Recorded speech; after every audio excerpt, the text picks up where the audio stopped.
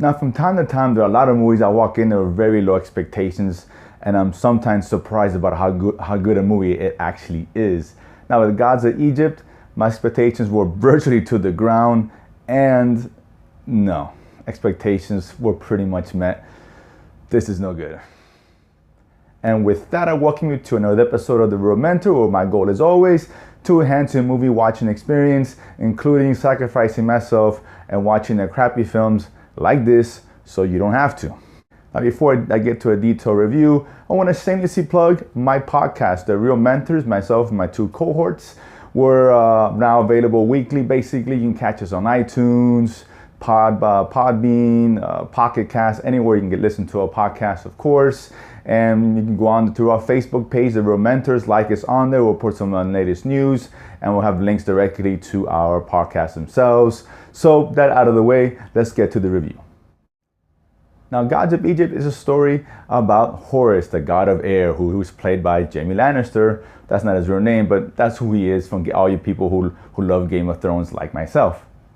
Now, Horus is said to be the king and the ruler of Egypt. He's about to get crowned when his uncle Set interrupts the proceedings, ends up killing Horus's father, and takes away Horus's powers and pretty much imprisons him for life. Now, Set, of course, is played by Gerard Butler, who is very similar to this Gerard Butler from 300. At times he sounds the same, it's almost kind of the same character, yelling out loud and all that, but at the end of the day, he fails to be a great villain. His motivations are murky at best.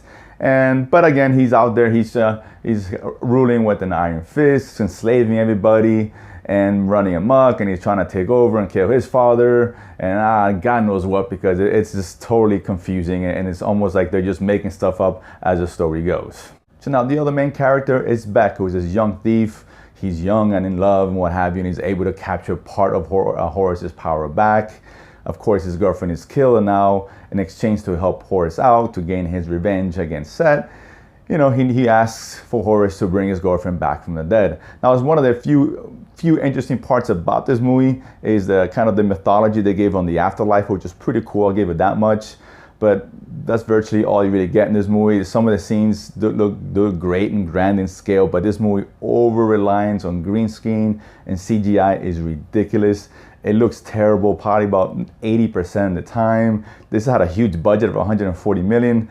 I really didn't see where it went. The action is shot terribly. This director, who actually gave us a couple of good movies a long time ago, in Dark City and The Crow, but he just drops the ball here in almost every sense of the word. The story is pretty much everywhere. It's boring. The action is shot terribly. And again, the CGI is just everywhere. It looks fake. It looks terrible. It's just one big giant video game for the most part, and it doesn't even look as good as most video games do these days. Now, I can see some people might enjoy this movie if you guys like, grand spectacle and stupid dumb action. Don't get me wrong, I love good action movies, but this isn't quite one of them. But some people say you turn your brain off and enjoy it. I say turn your brain off and take your eyes out, and maybe you might enjoy this movie. Other than that, I cannot recommend you guys watch this with any extent to the imagination, not even on video. It's worthless. Skip it altogether. Save your money. If you've already seen Deadpool, go see Deadpool again. So now, Gods of Egypt, you guys dare to go watch it? Comment below. Let me know what you guys think. Maybe you guys actually like it and it's just me. Possible. As always, follow me on Twitter at The Real Mentor. Don't forget to subscribe below and feed my need to go to the movies and talk about it afterwards. See you guys next week, and hopefully a much better flick than this.